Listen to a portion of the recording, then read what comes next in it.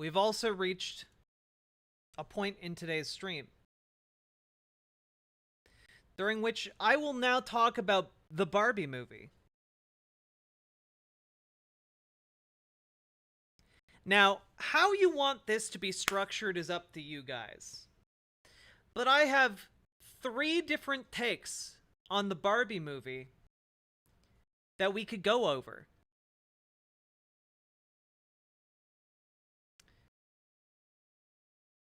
There are 3 figures who have made comments about the Barbie movie that I feel like are worth talking about. Number 1, Krystal Ball. Have I seen the Barbie movie? I have seen the Barbie movie, and I will give you my thoughts on the Barbie movie, either before we watch all of this, or after we watch all of this. Good night, Gamer G. So, Krystal Ball, Shoe0nhead, and Ben Shapiro. Which of those would you like to see first, or would you like me to give you my thoughts on Barbie first?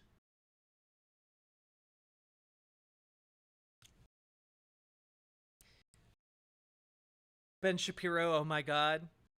Arrange the takes from most to least esoteric. Your thoughts first?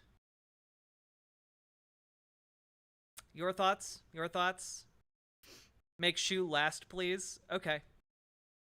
We'd like your thoughts. All right. I'm going to give you guys my thoughts on the Barbie movie, okay? I will probably mention spoilers. Play them simultaneous. My personal thought, right, is that I don't think there's really any way to spoil the Barbie movie because most of the charm comes from, like, the dialogue and also like the actors and the set design and like just the ambiance of the movie, like the costuming, etc. You know, I don't think there's really a way to spoil the Barbie movie. Like it's just exquisite vibes, right?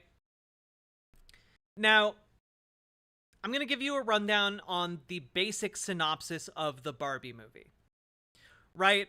So, there's an alternate world called Barbie Land. And in Barbie Land, all of the Barbies live together, and all of the Kens live together. And the Barbies are, like, every day, it's perfect, you know, everything's wonderful for the Kens. And one day, one of the stereotypical Barbies, played by Margot Robbie, begins to experience thoughts of death and depression, and things in Barbie Land for her aren't working anymore. And she then, like, is basically having an existential crisis. She goes to one of the weird outcast Barbies for advice. The weird outcast Barbie tells her that she needs to go to the human world to find the girl who played with her and, you know, set things right in that girl's life because things have obviously gone wrong, and she's now projecting her emotions into Barbie Land. And Ken, the stereotypical Ken, played by Ryan Gosling, goes with Barbie, stows away in her Barbie car, and they go to the human world. In the human world, Barbie learns that men look at her as a sex object, and also that people hate Barbie because Barbie is a symbol of patriarchal oppression. Meanwhile, Ken learns that patriarchy is rad because it means that men can do things and build friendships independent of women. And then they both go back to Barbie Land. Ken takes patriarchy with him. Meanwhile, Barbie is, like, chased by the Mattel Corporation, who, for some reason that is never really explained, want to put her into a box, like a plastic, like a life-size plastic Barbie box. And Ken goes back and teaches all of the other Kens about how great patriarchy is. And meanwhile, Margot Robbie evades Mattel with the help of the girl who played with her, who is now like a middle-aged mom raising a daughter, and they like teach her about the world, and then she brings them to Barbie Land, and they basically become non-characters in the story, and at the end of it, basically the Kens have taken over all of Barbie Land because of patriarchy, and the Barbies have to form like an underground society to basically disenfranchise the Kens and restore their constitution. Which is that, and that's basically how the movie ends. Now, my opinion of this movie is that I really liked so many different elements of it. But one of the elements that I absolutely hated was actually the story and its structure. Mostly because it feels like a couple different movies smashed into one movie, and one of those movies just shouldn't have existed. Mostly because there are a couple different things, right, that really bother me about this movie, and part of me wonders that if like the movie just didn't have time to really deal with them. One of those things is that it's established fairly early on in the movie that like the Barbies don't actually know where the Kens sleep. Like the Barbies go to bed in their Barbie houses, and the Kens the Barbies don't even know what the Kens do. And the Kens aren't really given any like real job. Like an early joke in the movie is that Ryan Gosling's Ken's job is just beach. And it's a funny joke, but then you realize that like other like the Barbies have jobs like astronaut or doctor, or you know, like they have like different, or president or something. The Kens don't really have that. The Kens have like a pretty like non-existent position, right? And then like I wanted them to show that what the Kens did, i.e. sleep under the bridge, on the bench, cardboard boxes. So if I were to rewrite Barbie, and maybe this is something I'll get to later, but one of the things I would get to is what the Kens do. Maybe the Kens just live in a fucking cave, because no one cares about the Kens. This is kind of like a recurring theme, right? They're like women in our world. Alt fact. Excellent point bringing that up, because I'm going to come back to that when it comes to the conclusion of the film. Right? So you have like this adventure, and the beginning is perfect. I think the beginning of this movie is perfect, and largely where a lot of it goes wrong is when it goes into the human world. Right? And part of that is because, like, they need to make sure that Barbie is kind of, like, has a bad time. And so Barbie's first experience in the real world is being sexually assaulted by a man, and then in self-defense punching him in the face, for which she is arrested by the police. And like it's done well, but like part of the problem here is that it really doesn't do a good job of showing why Ken is interested in the ideas of patriarchy, right? Hey, Lefty McLefterson. So one of the reasons why in this story Ken would be interested in ideas about patriarchy is because Ken has never really seen men being successful in the world, right? His job is beach. It's not even lifeguard. It's just beach. So he doesn't know how to do lifeguarding. He doesn't know how to do any of these jobs. But what he does know is that when he comes to this world, he sees that men can do jobs. He sees that men can, like, be friends with each other, right?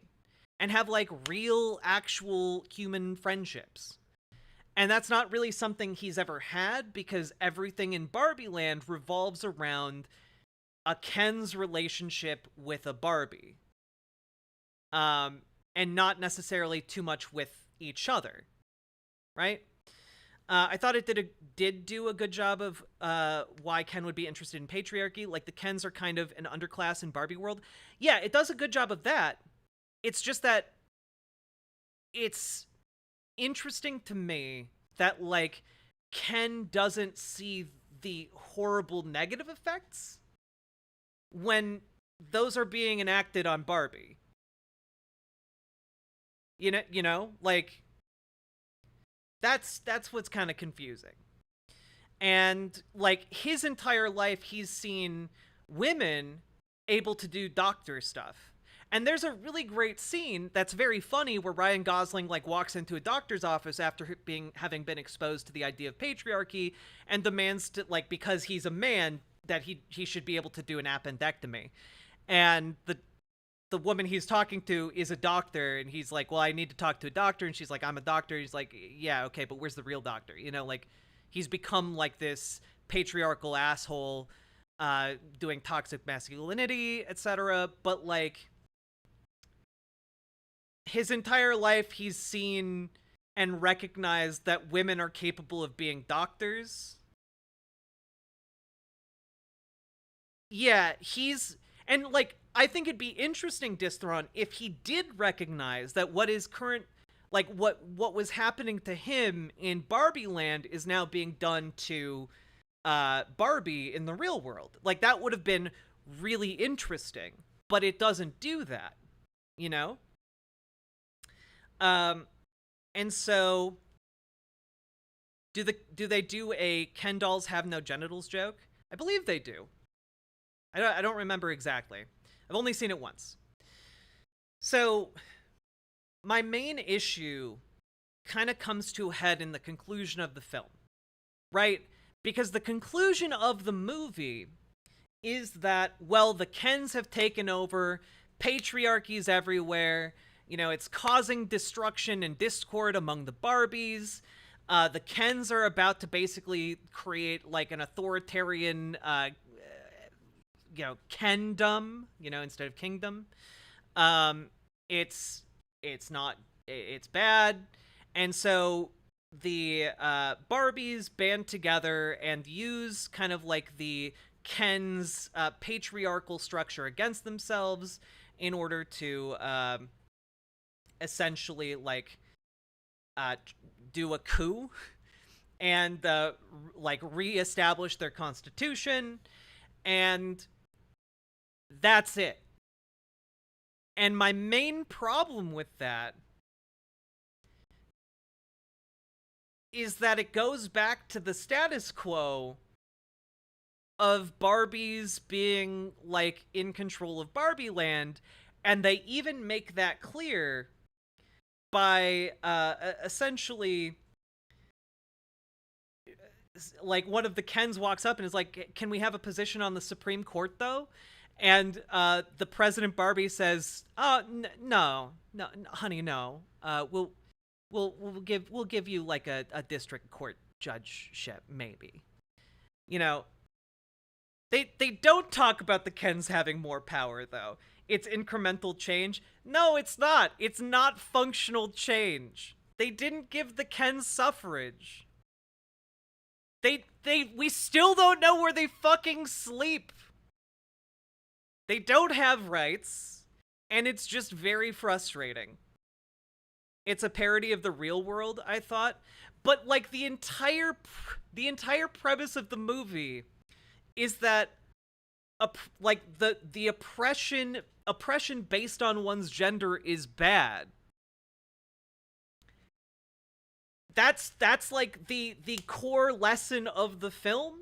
And instead of, like, coming to a conclusion where they're like, oh yeah, hey, the Kens need houses to live in too, so they can have, their Mojo Dojo Casa houses, and where they can be cool. And like we have our places where we live, we have the Barbie houses, and like like the Kens.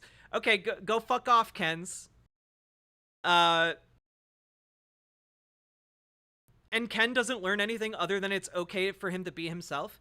Yeah, like the end of the movie is just like, Ken, you need to like learn who you are outside of Barbie, but like that's kind of like what Ken has been doing the entire movie. And like you see that in that patriarchal system he's built up, he kind of has like friends, you know? And like maybe Ken deserves to like go out into the world and learn how to, like, the perfect arc for him would have been for him at the end of the movie to be taking like swimming lessons so that he learns how to be a lifeguard instead of just beach Ken. That would have been the like real conclusion to his arc, you know? Um and they just didn't do that. And that's frustrating. And it's frustrating that the movie ended with like kind of a patronizing like token gesture at like, well, we at least Barbie Land has female drone pilots. Like the it being like a matriarchally oppressive society doesn't make it a better society. And like the entire premise of the movie flies in the face of that, but it's portrayed as a good thing when it is finally reestablished. And it should have kind of been a sign that maybe like the Kens like need to have like equitable treatment under this society for it to function, given the fact that they like seized power in the first place. Like they need to have like the ability to function and navigate Barbie Land on like equal socioeconomic terms, you know? Maybe that's the point though. So many female empowerment movies end with a weak conclusion. I don't think that's the point. I don't think it's meta enough for that.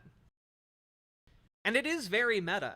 I don't think that they purposely did a unsatisfying and weak conclusion as like a joke.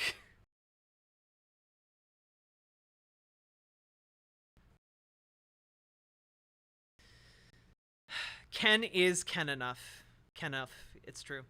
Isn't it all just a joke on the diversity of the toy lines? The Barbies have all the careers, and the Kens just don't, so they don't get those jobs. Well, yeah, that's the joke at the beginning of the movie, but by the end of the movie, when they're talking about Barbie Land society and like what would make Barbie Land society better, like, well, it would make it better to like have Kens who can do jobs, or Kens who can be themselves in more ways than just like trying to detach them from a relationship with a Barbie who doesn't want them, like it, it, look, my point being that I was pretty invested and into this movie. Um and it was very frustrating to me that a movie that had like so many good messages ultimately seemed to come back around to like the level of feminism exhibited by the middle school aged girl in the middle of the film before she went through her transformational arc. Like that was frustrating to me. But would the CEO of Mattel allow that? Probably. They got away with a lot in this movie. Like a guy literally like slapped Barbie's ass. So I'm gonna say that they probably could have allowed Kens having like jobs. Also, the entire premise of Mattel doesn't make sense and should have been completely cut. Like Will Ferrell's character was fine, but like nothing about the Mattel Corporation in this movie added anything whatsoever. It didn't add and anything. And all I'm saying is like you could have taken out that concept or taken out a lot of the concepts of like Barbie going to the real world and focused more on like the principal characters of like Ken and Barbie and like the the other Kens and Barbies who are highlighted more in the later part of the film but don't really have anything to work with exactly when it comes to like oh what do these other guys want out of patriarchy, you know, like what are the Barbie women learning, you know, like there we don't really learn anything about these other people in this principal place that we care about really outside of like their aesthetics, which is fine. It's a great aesthetic film, but like when it comes to like the actual story itself, there's a lot of like I just feel like there's a lot of contradiction that ultimately causes the overall thing to suffer. And I think that you could rewrite this to be a wonderful film. Yeah. What is it? Magic earring Ken won out of it? Well, and that's the other thing. Like they show like two Kens that don't fit into the society, but like at the end of the movie, the Barbies don't want to do anything to help those Kens either. Like the weird Barbie gets a job with like waste disposal, but the strange Kens who lived with her like they don't they don't get shit, you know? I don't know. So what you're saying is it's successful now, but it won't become a cult classic in the future.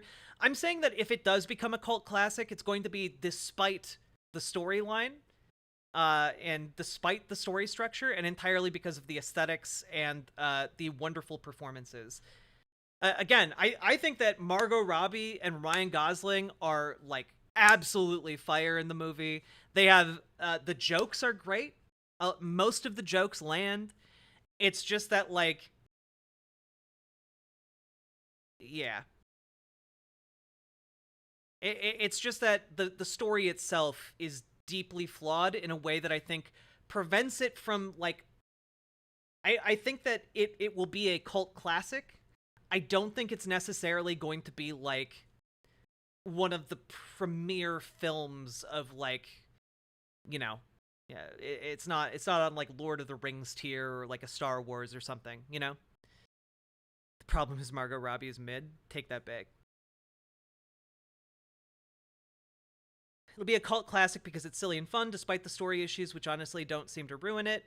I mean, it ruined it for me and my partner. I don't know if that's indicative for everybody else. I would give the movie a 7. The set and it's fine, and fun. I don't know. I have a really big problem when films stray into female drone pilot territory, and this movie basically lives in it at the very end, and it bothers me immensely.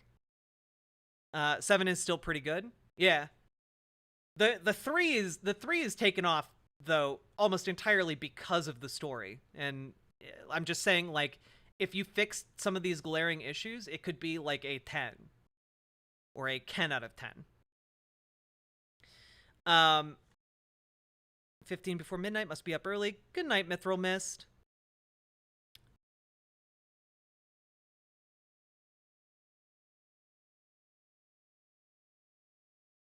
Now for the Oppenheimer. I haven't seen Oppenheimer yet.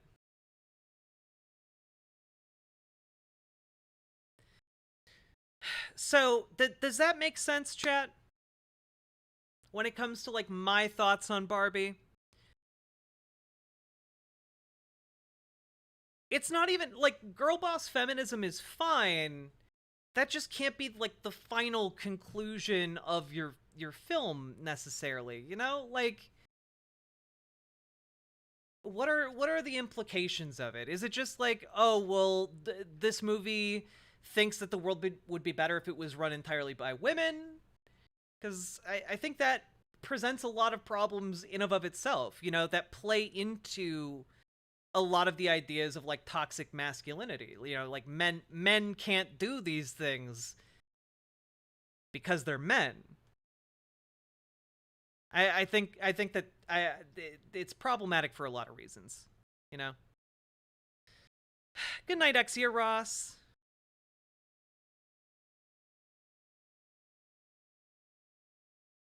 Damn, my boobs look great in this shirt. Holy shit. In a dress, my bad. I get what you're saying. Okay, cool. Yeah, it's a dress.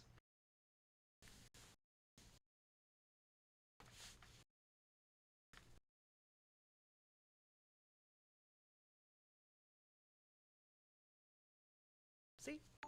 Dress. Looking good tonight, Awooga. Here's a classic lol play when you want for maximum laughter. Ooh. How about enough? Okay, I will play this once we get past our Barbie content.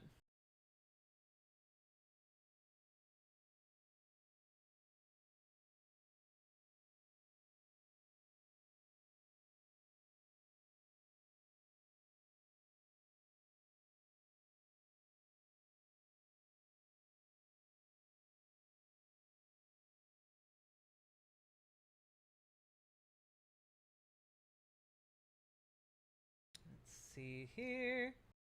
We need to minimize this or exit out of it. I'm gonna exit out of it. Here we go. Alright, you wanted Shoe0nhead last. Let's watch Krystal Ball first. Let's talk Barbie. Now, the first thing you should know is I was really cheering for this movie, for real. I like the Barbie core aesthetic. It was fun to see this whole big cultural moment around it, which isn't really a thing that happens very often anymore. And just before I went in, I saw Ben Shapiro whining on Twitter about how his producers made him see it and it was so woke and terrible, blah, blah, blah. So, of course, I really wanted him to be completely wrong. But as it dragged on, an interminable 2 hours of dated, predictable contrivances, the verdict became undeniable. The Barbie movie is atrocious. Look, I am all for creative content with a good political message. White Lotus, loved it. Squid Game, loved it. I'm all for a kids-oriented movie that has jokes that go over the kids' heads. Legos movies, for example, genuinely funny, some real political undertones. Or The Lorax, which is more overtly political but still succeeds as a great kids movie. My kids can sing every line from Let It Grow, and therefore, for better or worse, so can I. This movie was not funny or entertaining or family friendly. I breathed a sigh of relief that I was out of town, so I did not make the mistake of bringing my 6-year-old and having to explain jokes about penises and gynecological exams. It was mildly horrifying to sit alongside little girls in their Barbie merch as they suffered through vulgar humor and a plot that was completely impenetrable for the kids. Okay. Did she say let it grow? It did sound like she said let it grow. I'm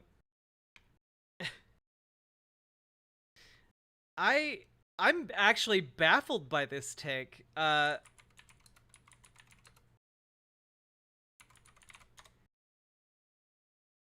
it's a PG-13 movie. If your 13-year-old should probably be able to understand like dick jokes and like what the gynecologist is, while still managing to be thoroughly predictable for all of the grown-ups. No star actor or immaculate set design was going to rescue this mess. All right, so here's the basic plot, and it is basic as hell. It's roughly as follows. Barbie lives in a girl power utopia of Barbie land with all the various iterations of Barbie and alongside her erstwhile superfluous male Ken. Then she starts to lose her Barbiness, suffering thoughts of death, losing her trademark high heel ready arched feet, developing a patch of cellulite on one thigh. So she is told she must travel to the real world in order to fix this, where she is shocked by the patriarchy, but Ken, he is enamored with it. He makes Barbie Land a patriarchy where dudes do the most stereotypical activities imaginable. And also, it is worth noting that the reason Ken is enamored with patriarchy is because he's enamored by the idea of like being able to do something, like have a job and be respected, or like you know, be able to form real friendships with other people. You know, like those are the reasons he's enamored with it, not necessarily because he wants to like oppress the Barbies. There's like a missed scene in there where like I guess Ken was meant to like see a man like telling a woman to get him a beer and like people being like chill with that or something. I don't know. Yeah, like the real reason that Ken was drawn towards patriarchy was because he wanted to be treated like a person, and like the movie never really makes it to that to the level of saying like all Kens deserve to be treated like people. I don't know. And women run around in Playboy bunny outfits. Barbie then returns alongside her new sassy human companions, a put-upon mom and an angsty tween. The three of them overthrow Ken and resubjugate him, but Barbie decides all of this Barbiedom. Also, the only people running around in Playboy bunny outfits are like, first of all, like there's like a Barbie in a maid outfit, but it's like not really like inappropriate for a PG-13 film. The people who are by far wearing the least amount of clothes in this movie are the Kens. Perfection is no longer for her. She's going to become a real girl, embrace the complicated reality of the real world, and presumably climb the corporate ladder. Late stage girl boss stuff. Sheryl Sandberg would be so proud. Now, the whole thing is Wait, presumably climb the corporate ladder? That's not in the film! There's no part in the film where Barbie's like, yes, I want to be a business bitch. That's not a thing that happens. The movie ends with Barbie like getting dressed up, looking like she's going to go to like her big city job in like the big office building, but the joke is that she's actually getting all dressed up to go to the gynecologist and she doesn't know what that means yet. That's the joke. She's not climbing the corporate ladder at the end of the movie. Too preachy to be enjoyable or even to really be very effective as propaganda. It's sort of like AI wrote a screenplay based on 2010's white feminism. Not to mention the radicalism level is firmly set on safe for the army of brands that are raking in money off of this crap. It's a dumb person's idea of a smart movie, a liberal's idea of a revolutionary message. One might ask why Mattel would choose to associate with the movie that was basically made by someone who clearly hates their product. What? The movie loves the concept of Barbie. Did you see the clips you played early? Did you see the fucking outfits that are in this movie? Barbie lives in a girl power utopia of Barbie land with all the various iterations of this movie fucking loves Barbie. And by the way, that's fine. That's fine. But like this is not a movie made by people who hate Barbie. They are having fun and making fun of some of the aspects of Barbie because honestly, you kind of have to do that if you're going to make a movie about it. Like geared for children especially. Like but yeah, this was never going to be a revolutionary message. It would benefit from a more revolutionary message. It would benefit from like I would consider this movie great even if it didn't end with a super revolutionary message, but instead just ended with like, hey, isn't egalitarianism swell? Isn't it great that we can treat men and women of different colors and backgrounds the same? Oh, wow. You know, let's live in harmony in Barbie land and like Kens get houses now. Like that would be good to do. That would improve the movie, but it wouldn't be revolutionary.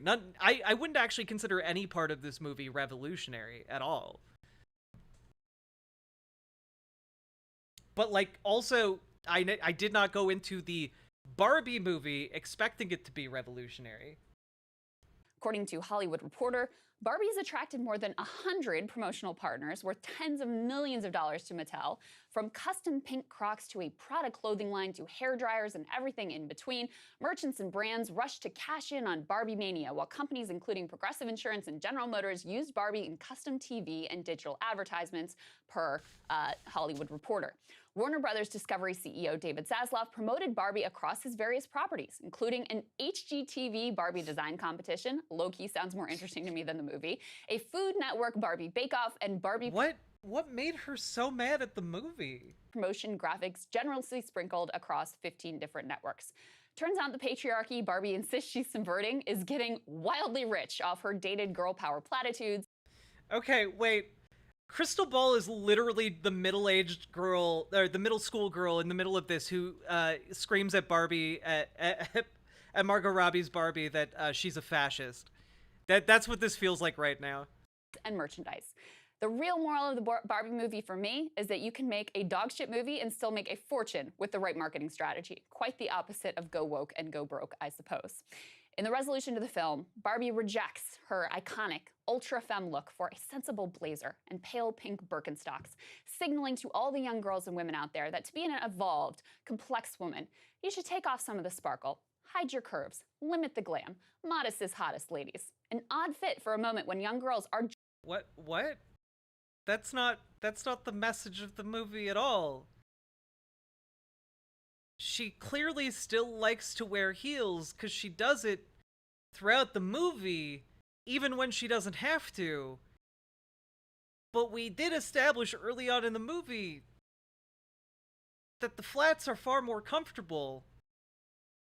And also, it's okay to wear flats sometimes. Joyfully embracing and reclaiming the Barbie aesthetic, not out of repression, but actually out of power. As my 15-year-old informed me, Y2K bimbo is in. And why shouldn't it be? In the year of our Lord 2023, we got deeper issues. Okay, also, Margot Robbie's character in that movie is not a bimbo. She's actually very, very smart, and shown to be so over and over again. Like... I don't know how you watch this movie and get this out of it. Jack looks deeply disturbed. Well, because it's just such a wrong reading of the film. Like there are just so many individual facts that Krystal is just getting wrong about the movie she watched, and it's to the degree it's like I'm a bit worried about Krystal and her ability to comprehend media. I think this review is made for people who don't want to watch the film. I think, by the way, I do think you guys should watch it. You know, I think that the Barbie movie is good. I just think that there are pretty glaring flaws with the story. Maybe Krystal is zooted on Kyle. Maybe. Issues than whether or not... I don't know. It also shows that, like, you can be a Barbie and depressed, and I think that's pretty valuable for a lot of folks in America these days. Barbie's tits are out, okay? And more fundamental issues than the diversity ratios on corporate... What? Than whether or not Barbie's tits are out, okay? And more fundamental issues...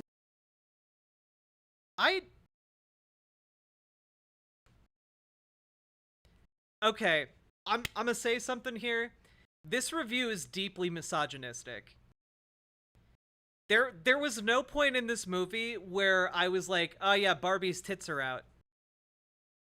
I don't know how you watch this movie, and you, like, Krystal's throwing around terms like Y2K bimbo, Barbie's tits are out. Like, what the fuck is wrong with you? Like, yeah, there are problems with the feminist messaging of the film. There are problems with the story structure. There are problems with, like, the way the messaging and kind of, like, the ending of the scenario. But, like, those are writing problems. Those aren't, like, oh, Barbie's tits are out. Like, what's wrong with you? You know what? I'm just gonna see, just real quick.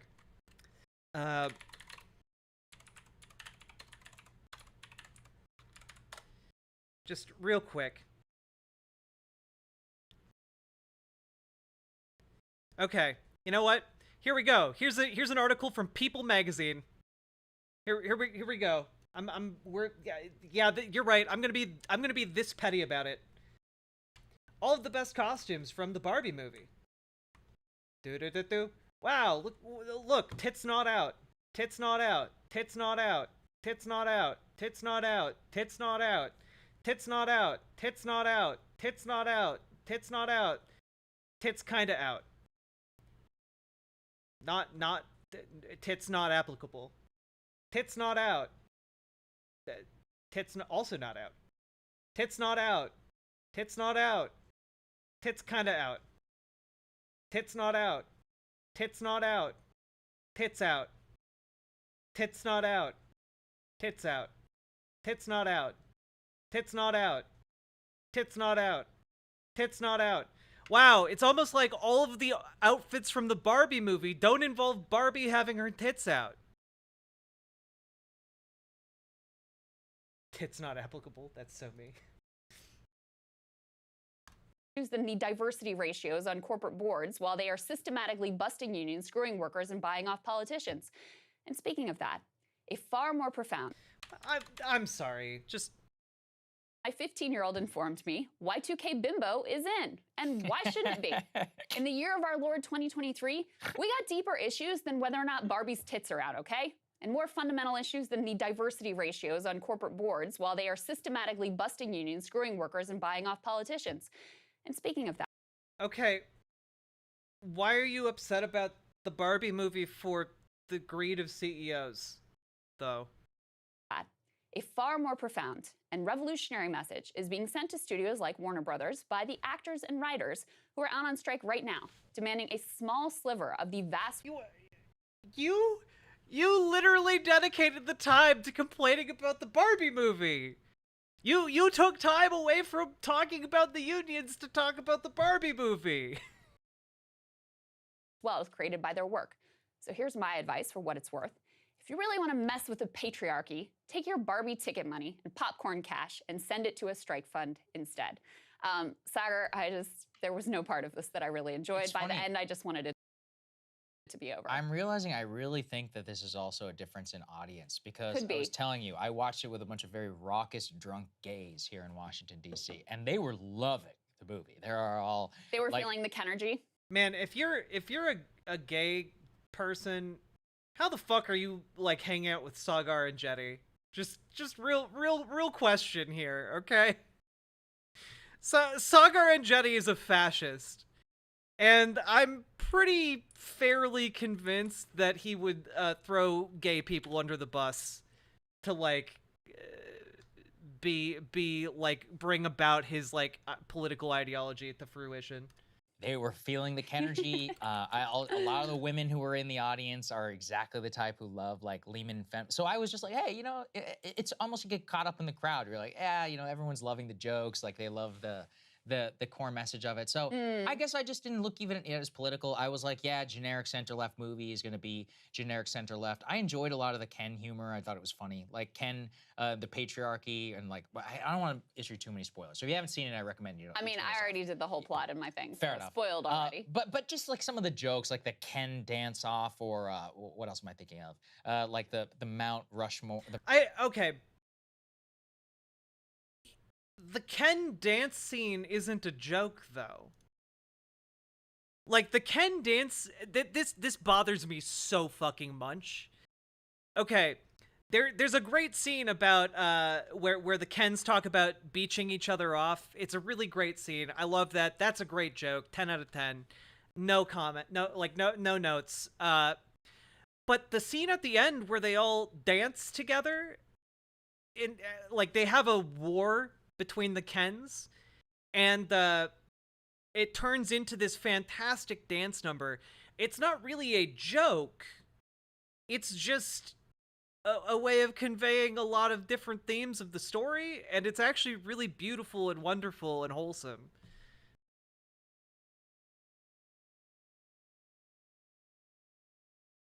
They just assumed he was one of them based on how well dressed he is.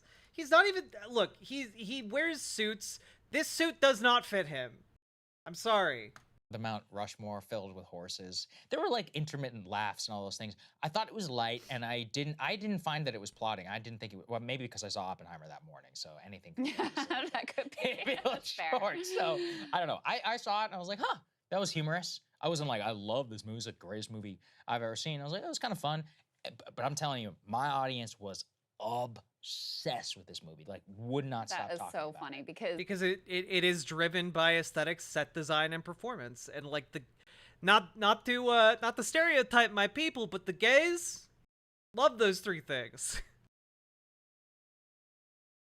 Yeah. I'm telling you, there was Yeah. about to be a revolt among the like working so class funny. Black audience that brought their little girls there. Yeah. And I'm talking, there were tiny kids. There were, Right. you know, Yeah, see, little girls of all. Okay, but you brought your child to a PG-13 movie though. Like, don't be upset when you bring your 7-year-old to see Lord of the Rings and then you see like a decapitation, okay? like what do you want? all I ages. could 100% see that. And It's- I'm also a mom, so I would have, I think, because I wouldn't have paid close attention. It's PG-13 is the rating. I wouldn't have paid close attention. I would have been like, it's probably fine, you know, and Ida likes dolls, so I'll bring her, you know. And thank God I didn't, because Thanks, very seriously, knifey duck. early on, there's this scene with the Kens where they're joking about beaching each other off. It's great. That's a great scene. Fuck you. Fuck you. Fuck you. That is a great scene. And I was so shocked by having that in what is ostensibly like this kid's movie with You just finished talking about how it's a PG-13 movie. I'm sorry.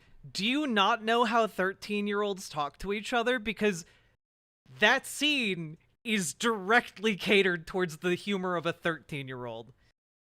God damn it. all these little girls sitting around me that I just refuse to believe that they actually intended that joke to be what I thought it was. And then there's all these jokes about like I just refuse to believe that it was a scene crudely mocking the idea of beating each other off.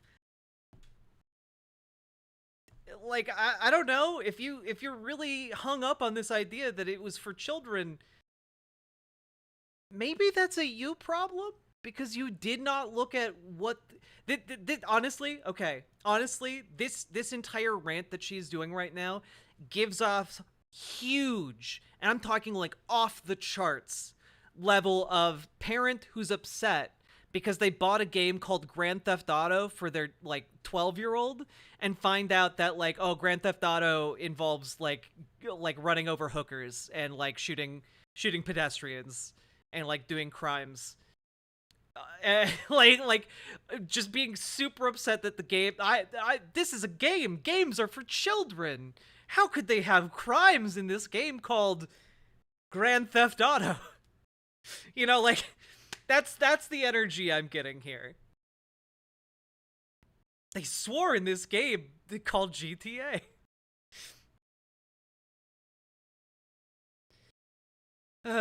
genitals and gynecolog. I'm like, what? And it's not like any of the funny stuff would land. Okay, again, it's a PG-13 film. I'm pretty sure 13-year-old kids talk about how, hey, it's pretty funny that like we actual human beings have genitals, but the Barbies don't. You know, like every kid like pulls down like the pants of like a Ken and a Barbie and are like, yep, no genitals there. That's weird. And then like goes along with their day, and then suddenly a movie comes along and is like, hey, isn't it kind of funny that like Barbies don't have genitals and Kens don't have genitals? And the movie, and like, yeah, because the audience is 13-year-olds who have just finished thinking that thought for the first time, and it's very funny to them. Land with the kids. It wasn't really that funny for the grown-ups, and they're relentlessly beating you over the head with this like patriarchy discourse that you know, Sarah, felt like 100%. Gamergate all over again or something. Like that was the level of messaging. It just for me it was. I'm sorry. What? It wasn't really that funny for the grown-ups, and they're relentlessly beating you over the head with this like patriarchy discourse that you know, felt like Gamergate all over again or something. Like that was. What?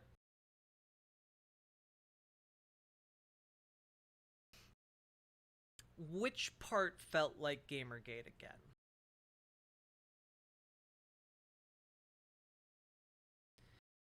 Which part felt like Gamergate again? Is she saying the movie, like the patriarchy in the movie felt like Gamergate? Or is she saying that the film felt like like someone viewing Gamergate again because people were talking about feminism and patriarchy?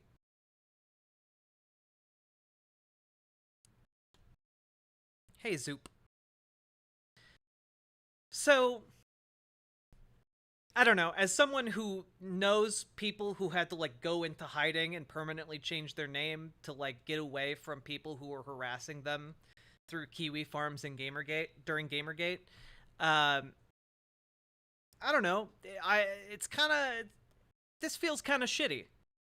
Like, this entire review, pretty shitty. Does Jack have a Discord? You bet your bootstraps. Yeah, I was literally a video game journalist during Gamergate. So, you know, like, I'm a little bit maybe more sensitive to this than someone in Krystal's position, but I don't know. I had friends get harassed pretty horribly, and I don't know, the idea that, like, well, you know, this movie talks about patriarchy, so it's like Gamergate.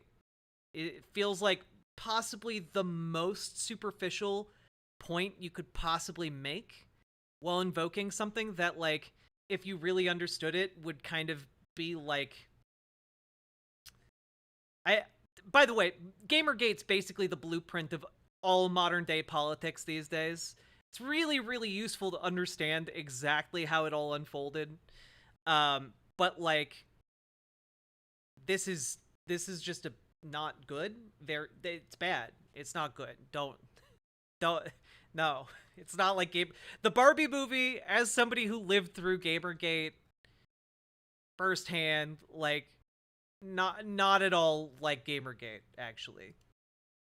The level of messaging, it just, for me, it was a no. I could totally see that. Yeah, especially for kids. I didn't consider that. That if there are a lot of kids going to this, yeah, I don't think I would take Yeah, this. the lady next to me right after it was over, she turned to me and she was like, "That ain't no kids movie." And that was the general. Yeah. And towards the end of the movie, I mean, people were talking. They were like, there was like a murmur of discontent for probably the last like 20 to 30 minutes of the movie. Wow. Did not land. All right, well, there you go. Hey guys, if you enjoyed seeing The last 20 to 30 minutes of the movie where they overthrow the attempted takeover of Barbie Land. Okay. I roll my eyes at the pearl clutching with her kids, but I think her earlier rant was probably in response to seeing libs hailing the film as a feminist think piece as opposed to a manifestation of pink capitalism. Yeah, well, like, that's the thing, though, right? And this is what bothers me about both of those takes, and it's that fundamentally the Barbie movie is making an inadvertent case for patriarchy, right? Like, it's saying, well, you know, gendered oppression is okay as long as it's the women doing the oppressing, you know? And like, that bothers me a lot because in the film you can very clearly see that it has negative effects on the Kens.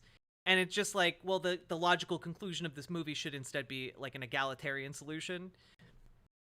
And like, to me, that would make it a more liberal feminist think piece. And then the reality of the film is pink capitalism either way, regardless of the content of the film.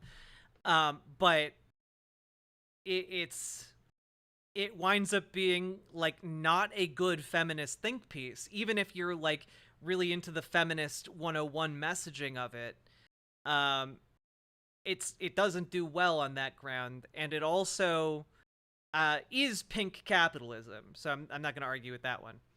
But I don't know. I don't think that necessarily she did a really good job articulating it if her problem with the film is pink capitalism.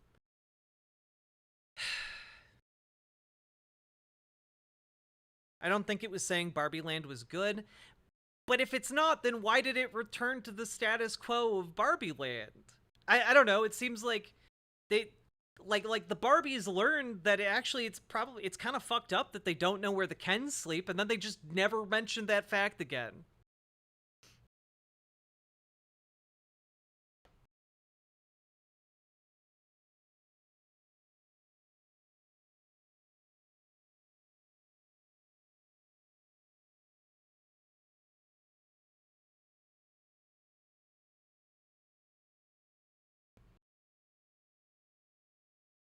Movies don't have to resolve their issues, though. I just think that the resolution of the issue ran counter to the messaging of the rest of the film.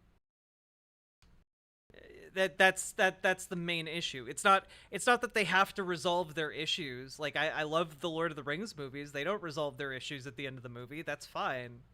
The main issue I have with it is that the conclusion of the film is one that doesn't even recognize that this is a problem. And like that's something that could be fixed in a sequel, but like I'm also not convinced by the rest of the content in the movie or a lot of the framing of the issues in Barbie that the makers of the film are aware of this problem. So, yeah. That's just where I'm at. Anyway, let's move on.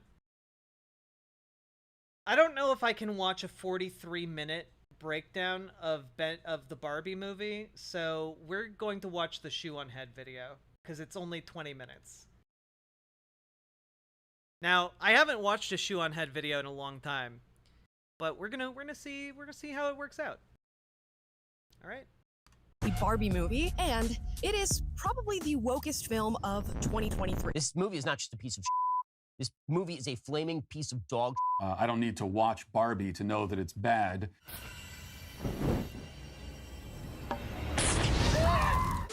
So, I just saw Barbie, and it is the most preachy, woke, liberal, feminist garbage Really?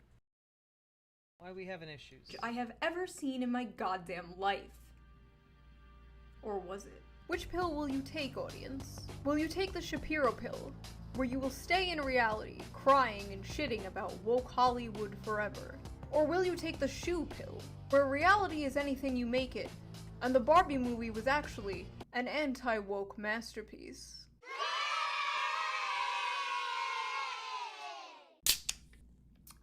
Man, I can definitely tell I'm not the target for this move for this video.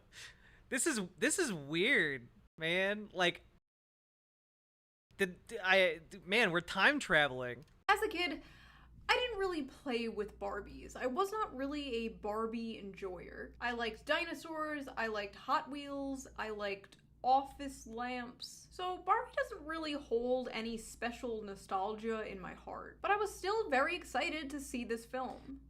Okay, look.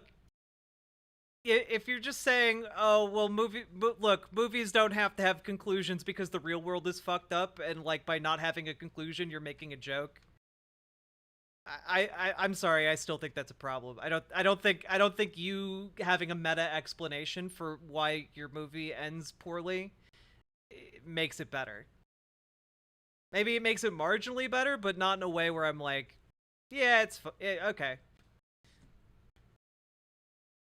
The trailers to this film made it look funny and charming. Everyone was very excited to see Ryan Gosling as Ken, and every man on earth was ready to download his new personality. And once I saw Ben Shapiro do a 45-minute video, I knew it just had to be good. Right, one of the Barbies is a trans Barbie with a voice, again, deeper than my own. Ben, I have a deeper voice than you. Everyone has a deeper voice than you. What was funny was people were actually dunking on Ben for bringing a notebook to the movie theater so he could write notes while he was watching Barbie.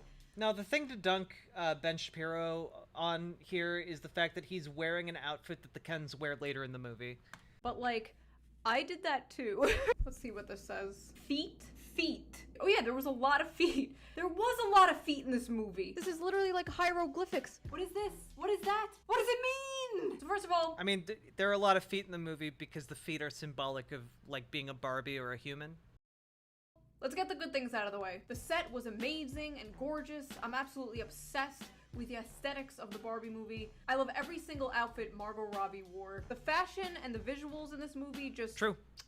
Spectacular. True. Margot Robbie did a great job as... Yeah, Barbie feet are arched, like permanently arched. They don't go flat. So human feet are flat and Barbie feet are arched.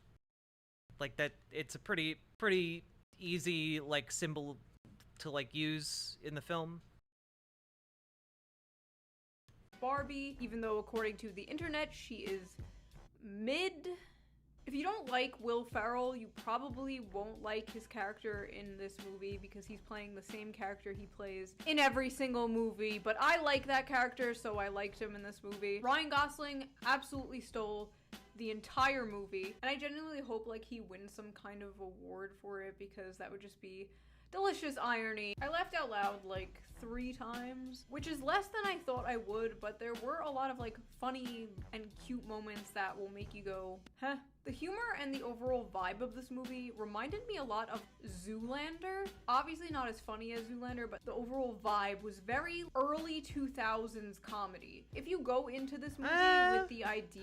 I don't agree that it's early 2000s comedy. I think that a comparison to Zoolander makes sense in the sense that Zoolander has like a lot of like aesthetics, but like I don't think really a comparison of the comedy checks out. Yeah, that this movie was made to look like and feel like a movie made 20 years ago, it just makes a lot more sense. The movie broke the fourth wall often. It felt very self-aware, or at least appeared that way. The parts of the movie where the movie wasn't trying to be anything deeper than what it was were great, but the parts of the movie that tried to be something deeper were really, really bad. But what if I told you that's what makes it so good? Take the shoe pill, and I'll show you how deep this Barbie hole goes.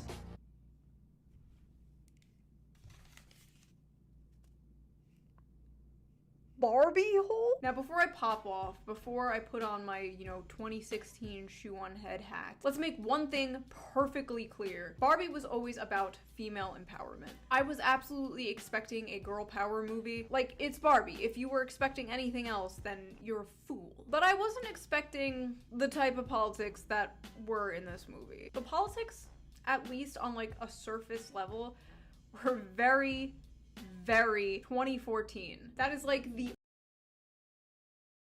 Yeah, I can agree with that, actually. Did I miss the hat? I think I did. I'm not gonna go back and look. Yeah, like, the feminism is 2014, but only in the sense that, like, a lot of people's first encounter with feminism online was 2014, when a lady had the audacity to talk about feminism in relationship to video games. And like, yeah,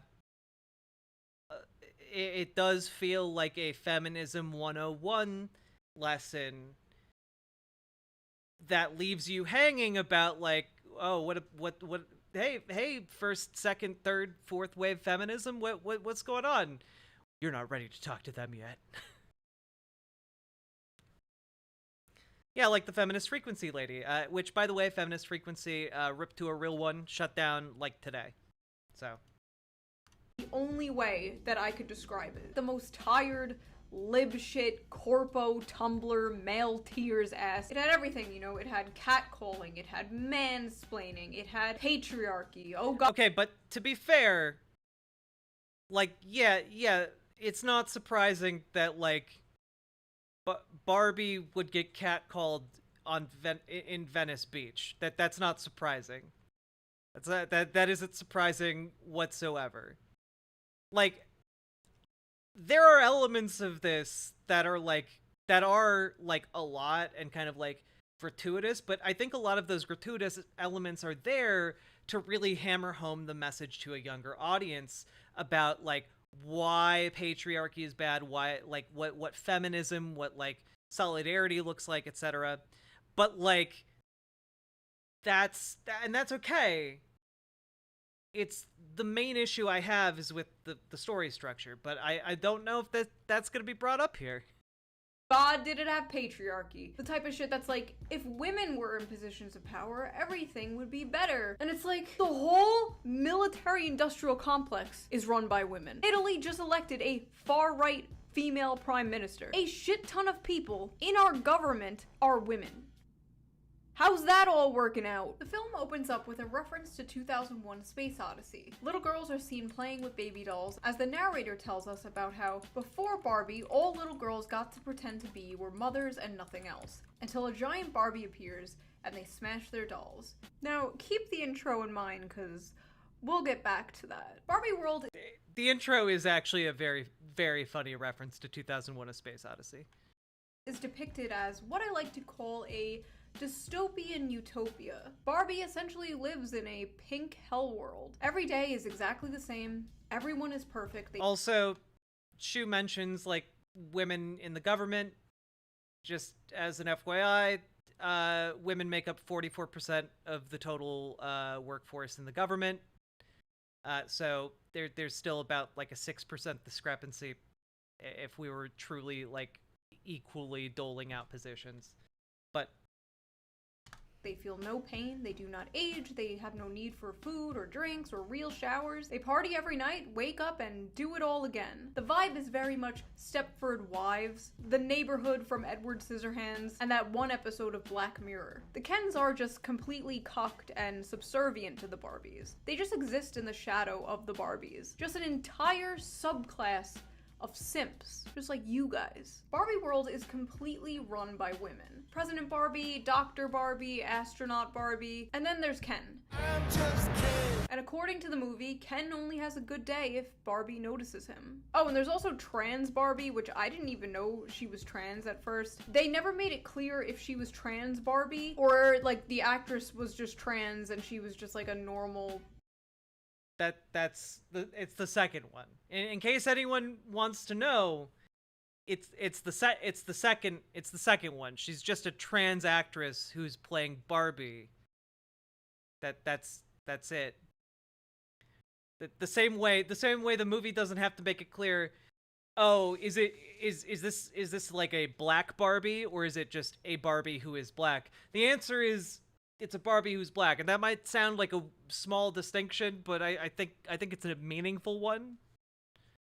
Barbie. I think the actress was just trans and she was just playing a regular Barbie, which is cool and makes sense because, like, what the fuck would even be the point of transitioning if you're always gonna be stuck playing a trans character? All the Barbies do all day, every day is like look pretty, compliment each other, give each other awards. It all just feels very fake and, well, plastic. At one point, the movie makes a point about how Mattel discontinued a pregnant Barbie and how they just want to ignore her and pretend she never existed. Don't look at her. Don't look at Midge. Look at all the doctors and astronauts. Look at all the girl bosses. Look over there. It was almost like the movie was making a point, but I don't know. In Barbie World, Barbie starts to have an existential crisis because she notices she has cellulite and flat feet and starts to have thoughts about death. She finds out this is happening. Yeah, the pregnant Barbie thing is a reference to like just a discontinued toy.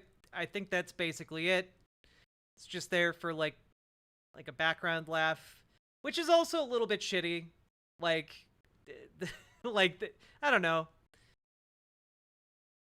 It's shitty to that particular character, but also the idea of a doll that is pregnant and can give birth is deeply disturbing on its face, and also in the design of the doll itself. Hey, Spooky Mavie.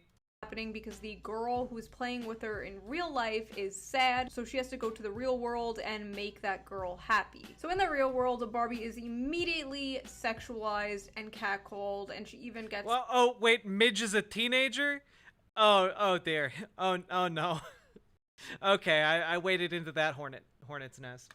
Sexually assaulted at one point. But Ken, coming from a world where he didn't get any attention and was constantly fighting for any kind of attention, was loving the attention. Ask any man the last time a stranger complimented them. Men remember like every single compliment they've ever received in their lives. I know the men watching this, there's always that one compliment that sticks out in your mind. Maybe some lady complimented your shirt or your hair. And Ken is amazed that people are realizing that he exists. So clearly the movie is highlighting the isolation and loneliness men experience. Clearly. While Right? I'm actually agreeing with this so far. I agree with that point. I think that it's actually a major failure of the film that it ends the way that it does.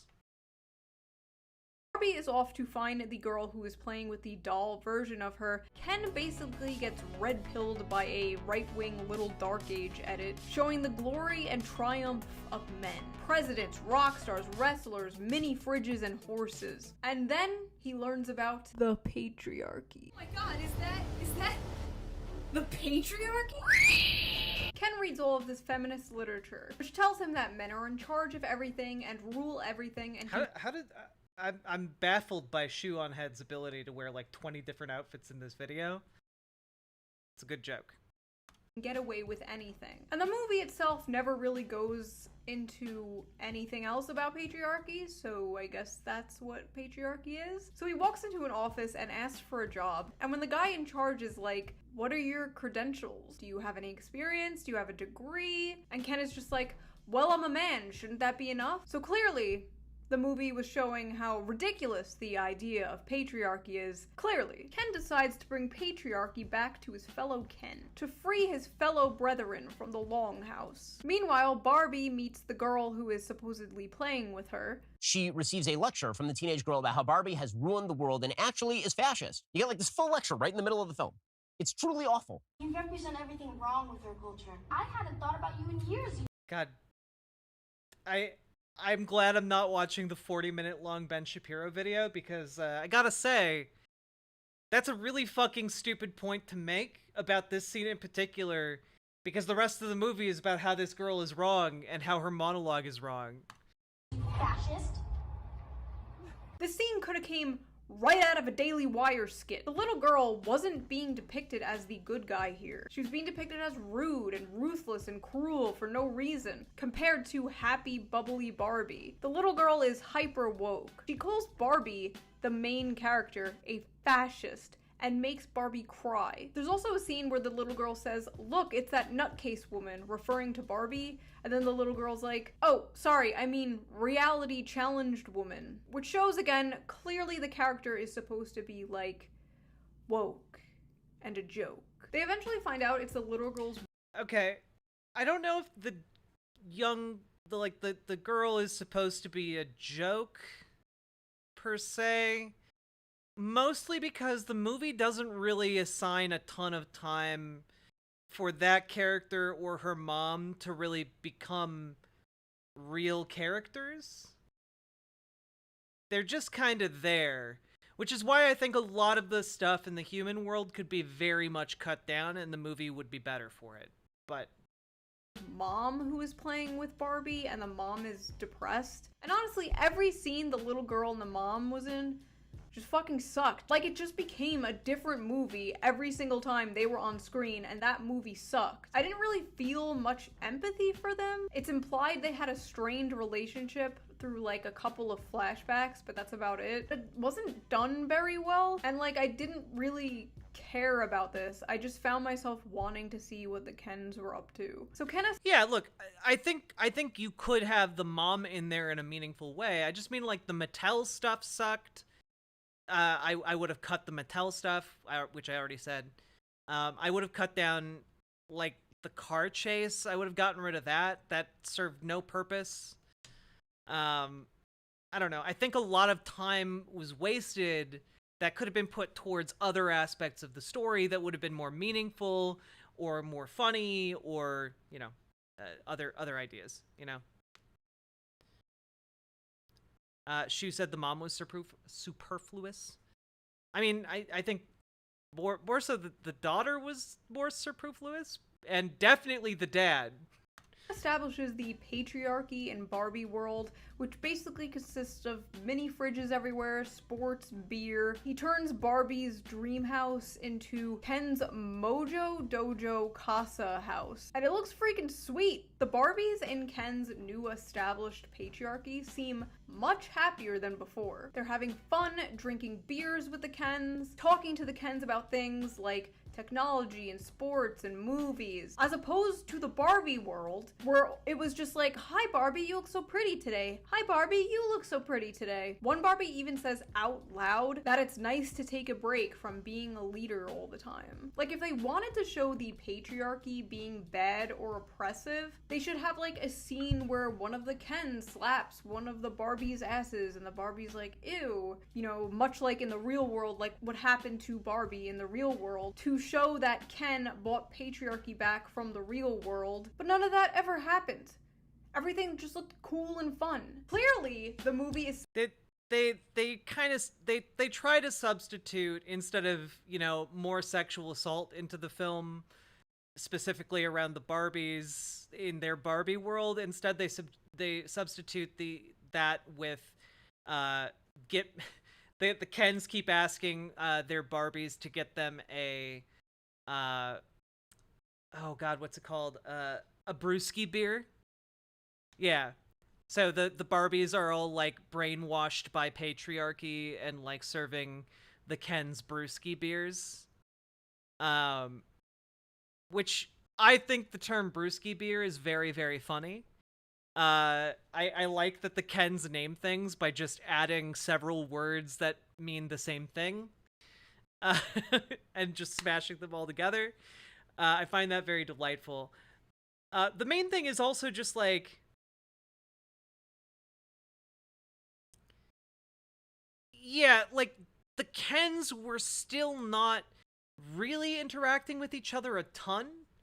They had like group dynamics now, but like the main thing is I just wanted the Kens to be treated like people, and they ultimately aren't, and that's troubling, you know.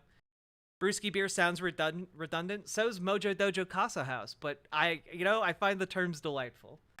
Saying that patriarchy is good, because if it was trying to say anything else, it failed. The Barbies and Kens are kind of paired up in these little like relationships. Like, even though it was the patriarchy, even though the women were seen bringing drinks to the Kens, everything still revolved around the Barbies. They're playing music for them. They're playing the guitar and drums for them. They're teaching them how to play golf. They're explaining their favorite movies to them. It just came off like the Kens were being really sweet and nice. Like, compared to Barbie World, I disagree with this. I think it's very clear that like the Barbies don't want to be engaging with the Kens that way. Like, nobody wants someone to talk at them. People want folks to talk with them. Like what all of that stuff was for the Kens, well, the Barbies went along with it. Yeah, I don't know. Like, I think the movie makes it pretty clear that like the Barbies would not, if given their own free will, interact with the Kens that way. Yeah, like there's a great scene where all of the Kens bring the Barbies to the beach to play them the same song. But like I don't think that that's great, you know? Like, old fact, it's not even like they're trying to fuck them, because I don't think the Kens really have a concept of sex per se. But again, I think that I just, even if the Kens weren't going to, like, you know, obviously there'd be problems, but like it just seems to me like Barbies acknowledging each other as empowered, like, beautiful, wonderful women should kind of go along and coincide with like acknowledging that, you know, the Kens are people and should be like granted basic rights and like the ability to pursue their dreams and like have friendships amongst each other, which they just don't. Either they weren't able to conceptualize that before, or like they couldn't before. I don't know. the Ken takeover looked like liberation. And then, like, Barbie comes to, like, destroy a slave revolt. The only characters who seem to have a problem with this new established patriarchy is the outcasted Weird Barbie and the other outcast, Alan. During Ken's takeover of Barbie Land, even in the real world, Ken's Dojo Mojo Casa House playsets were like selling off the shelves like hotcakes. And he was becoming a more popular toy than Barbie. Will Ferrell, the CEO— Well, okay, but that's because it's established that there's a nebulous and kind of dumb concept in the movie where the desirability of things in Barbie Land directly corresponds to the desirability of things in the real world, which is, I hate that concept a lot. And also, it feels like that's a concept that could very, very, very easily be used to create some kind of eldritch horror situation. But, you know, I digress. For some reason has a problem with this, that he's like making a lot of money off Ken, because like the CEO's like, no, we're supposed to be about girl power. Yeah, okay, Mattel. I think this movie suffered a lot because like they couldn't actually make Mattel the villain. There was no like actual villain or threat in this whole movie. Like there was never a time where you feel like on the edge of your seat. Oh no, are they gonna make it? Like what's gonna happen? I mean, like, that's fine. I think you could get away with not having a major villain in a Barbie movie. And, like, I think it would have been a really, really interesting film to just have, like, a, you know, like, the issue here is, like, existential dread and needing to, like, go find yourself. And, like, so she goes to the human world to, like, you know, discover who she is as a person. And like, I think that could be a really interesting movie without there needing to be a main antagonist, you know? But yeah, Mattel is not compelling in this movie at all.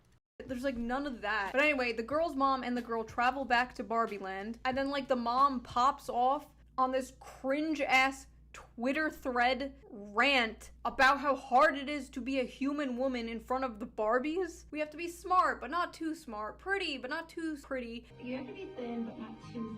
You have to be boss, but you can't be mean. Okay, also, the Barbies would have really no concept of what this means. Really? That also bothered me. Like, that would have been a monologue that would have fit more if Barbie had been, like, stranded in the real world and was struggling with, like, patriarchal oppression, and, like, the mom was giving her advice on how to deal with that and, like, navigate society. What is this? It's a monologue that the mom gives. Hey, Blackbagged and the Barktender. Thank you very much for the follows.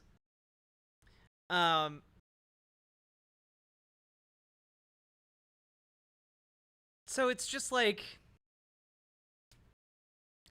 I don't know. It doesn't really make as much sense in Barbie Land when talking with mostly people who have never experienced patriarchy except for like the last couple of days. And also, I'm not sure that it really empowers Margot Robbie, who's in the middle of her existential crisis. So, yeah. This human woman from Human World pops off about how hard it is being a human woman. And it turns out, in fact, that not only are you doing everything wrong, but also everything is your fault. And this, like, retarded, preachy speech about her. Also, just,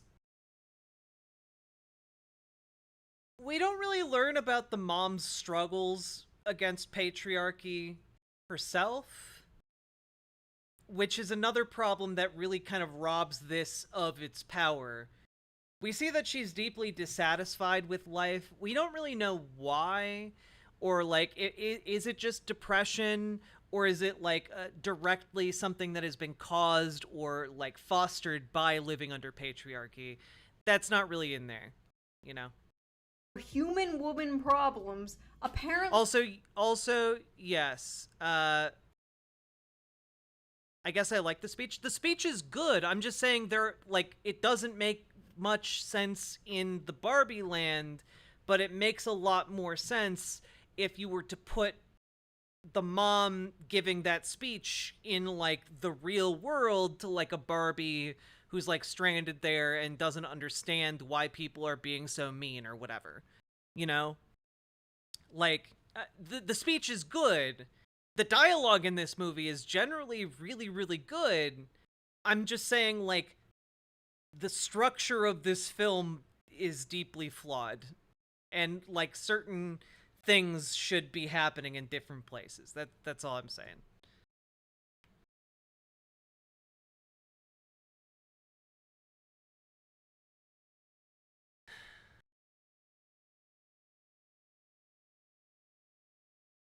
Snaps the Barbies out of their brainwashing. Yes, that's right.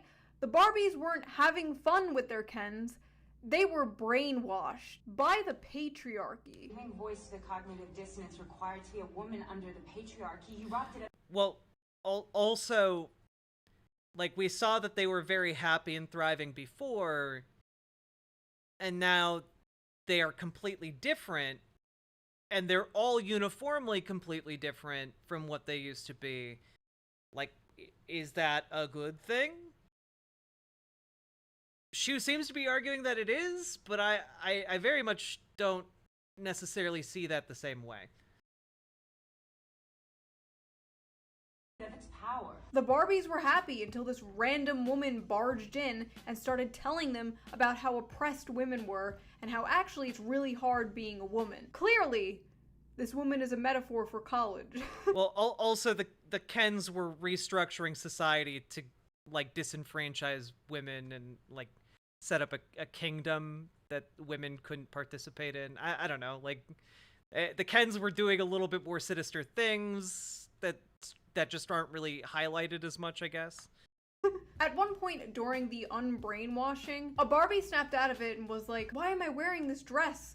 I would never wear this dress." And the mom is like, I mean, like, Forlorn 79, if that's true, that needs to be a concept that is far, far, far more fleshed out.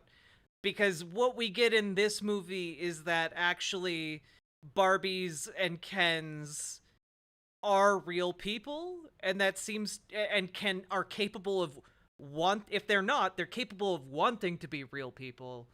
And like, that just seems, I don't know, that seems to undermine like the idea that this link exists and that the Barbies and Kens don't have free will.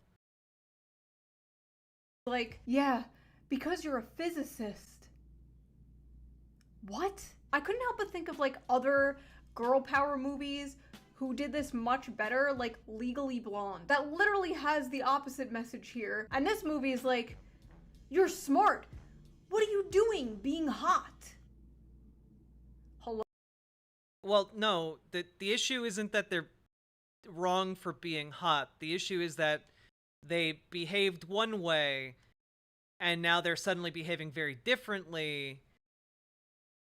What I think would have maybe made more sense, and look, this is what I think would have made more sense, okay? One of the Barbies could have been revealed, like, you're a physicist, and like that Barbie could just be like, yeah, I know. And like been really confused because she's not brainwashed, and she genuinely enjoys like spending time with her Ken and like doing like having the roles that they do, because some women do like those roles, and that's fine, right? So I think that would have been a good way to show. Oh man, maybe I am getting sick. Oh no, that's the second time I've sneezed this stream. So, I think that there's a way you could have introduced the concept of like some Barbies, you know, some people, you know, they want to be a housewife. That's totally fine. Some people, they can be like chill with being like a housewife. Super cool. Bisadu, I don't know what you're talking about.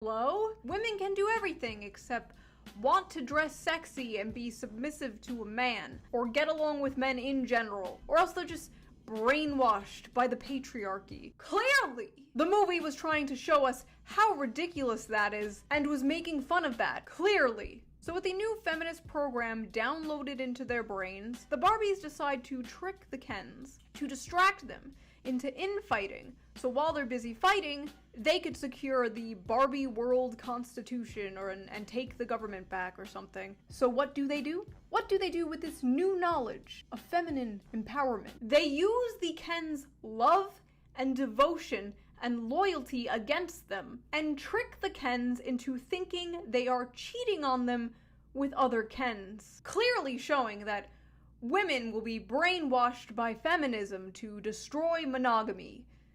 Clearly. Now, while the Ken... No, the point was that the Kens are viewing the Barbies as like trophies and objects, and so like when they think another Ken is gonna take their Barbie, they start fighting each other. Like it's not super complicated here. Kens are busy infighting. The Barbies get back into power. Historically, how fascism takes over, and they go right back to living their girl boss utopia. The movie just showing that feminism is doo-doo and not about equal rights. Greta Gerwig, you genius. Even I wouldn't have come up with such a brilliant... But see, Shoe does come to a conclusion that I came to as well, and that's the end of this movie is really kind of undermined and fucked by the fact that they don't land on like, hey, we should treat Kens and Barbies equally. It doesn't end with like an egalitarian understanding that, you know, this form of oppression is bad. And that is, I don't know, I think it breaks the film to a degree. You know? Did someone pay Jack to watch Shoe? No, I really wanted to talk about the Barbie movie and give my take, and then I reacted to Krystal's take, and now I'm reacting to Shoe0nhead's take.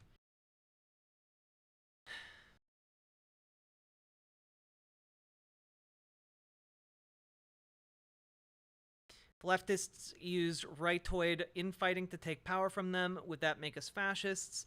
What the fuck is that? Just because fascists use advertisements, should we not use advertisements?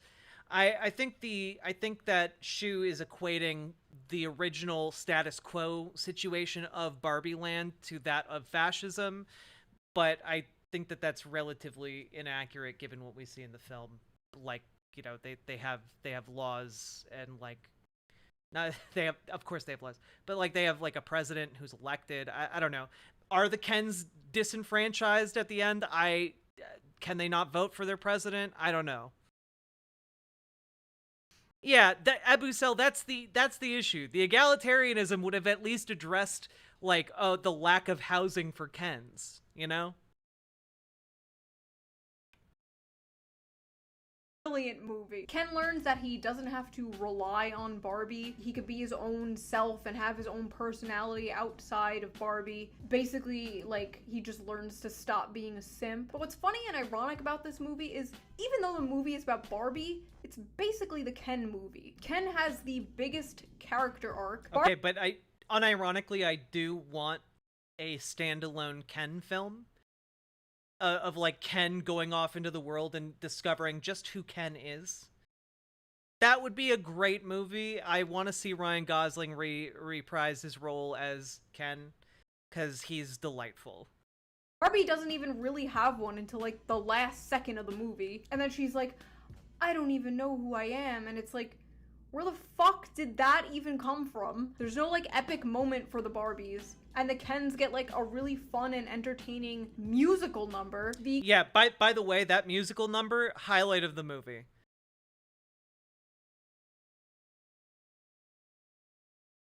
Hot take, I think Barbie world is a utopia for girls because the real world is far from it. So the reason they want to restore Barbie world is so girls have a place where they can be free, which is why it's not meant to be a true utopia of equity for all.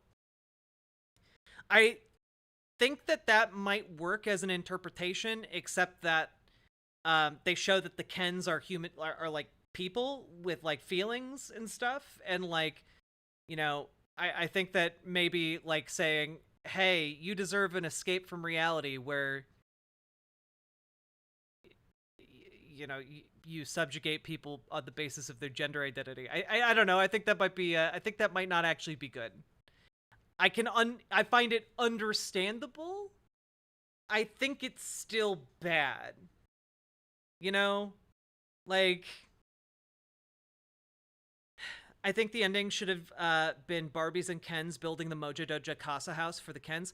Yeah, exactly, Paladin. They should have been building the Mojo Dojo Casa houses right next to the Barbie houses. It would have been an excellent ending. Like, there are easy ways you could have tweaked this to make it like a better film ending. The Kens were liberated in the same way women were in the real world. Eventually, one of them will be on the Supreme Court. I don't think that is a good solution because, hey, do you guys think that currently patriarchy is solved? No? Well, then I think that maybe presenting it as like, oh, well, you know, give it 100 years, honey. You'll be in a position of power. Like, I don't think that's a good solution either. I don't know. Good night, Naomi Chance. It doesn't have to only be a paradise for girls. I mean, I played with Barbies when I was a boy, and look how that turned out. And that's the other thing. Like, boys play with Barbies. Boys play with Kens. Barbie isn't just supposed to be for girls. It's marketed to girls, but anyone can play with a Barbie.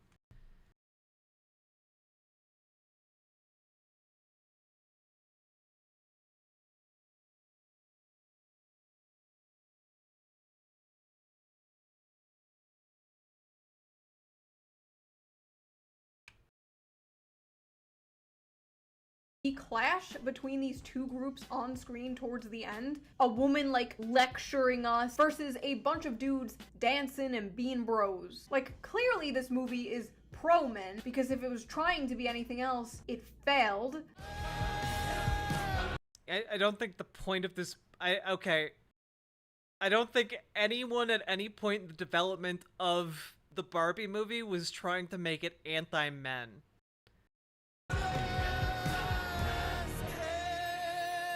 Barbie is the Matrix for women.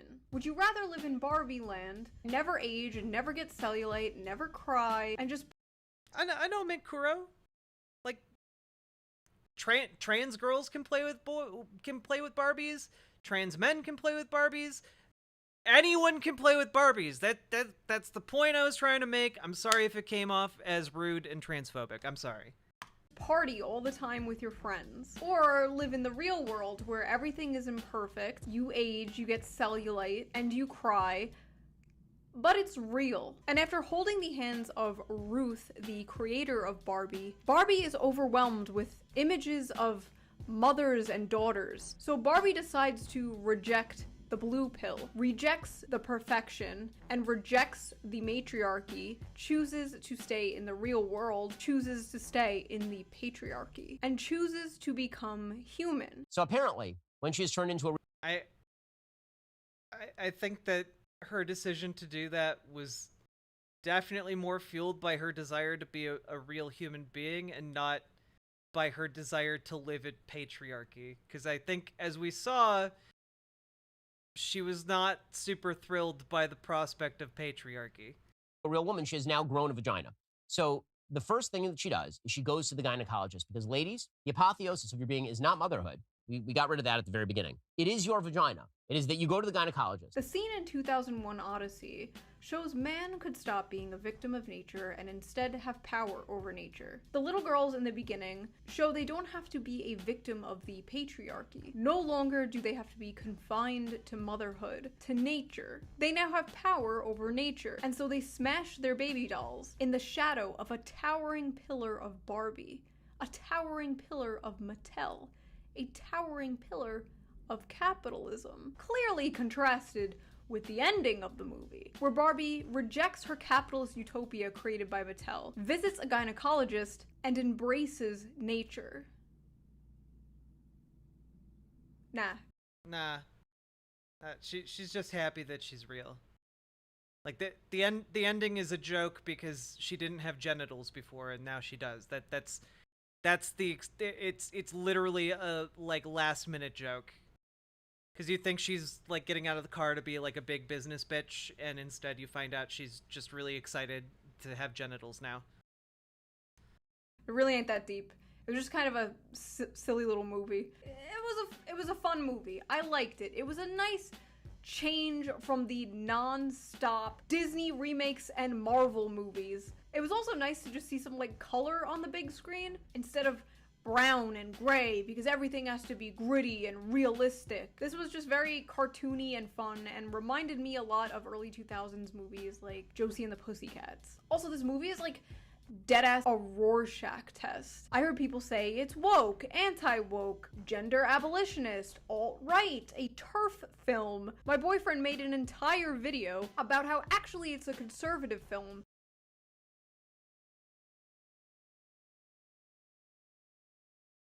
And how Greta Gerwig is our new Homer. No, I'm not joking. The discourse around— Girl, that's a red flag if ever I heard one.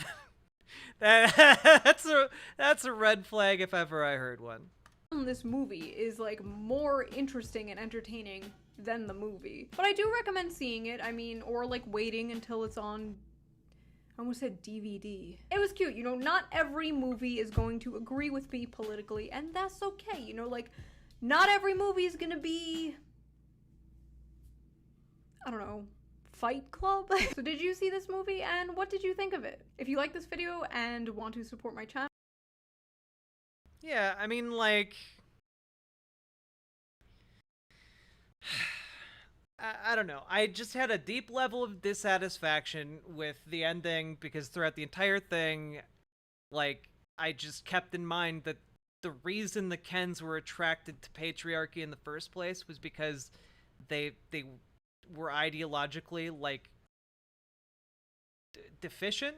Like, they didn't— their entire ideology was just Barbie, and then they learned that they could have, like, friends and, like, careers and, like, you know, power, and like that concept isn't bad. It's just when that power and those social connections are then turned into the, you know, highest echelon of society, you know, like it's not bad to be like empowered. It's not bad to be, you know, it's not bad to want friends or to want to do something that's meaningful. It's just, man.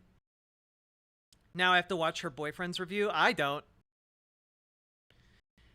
And like, I understand that it is an inversion of feminism, but like that only makes the ending of the movie more unsatisfying.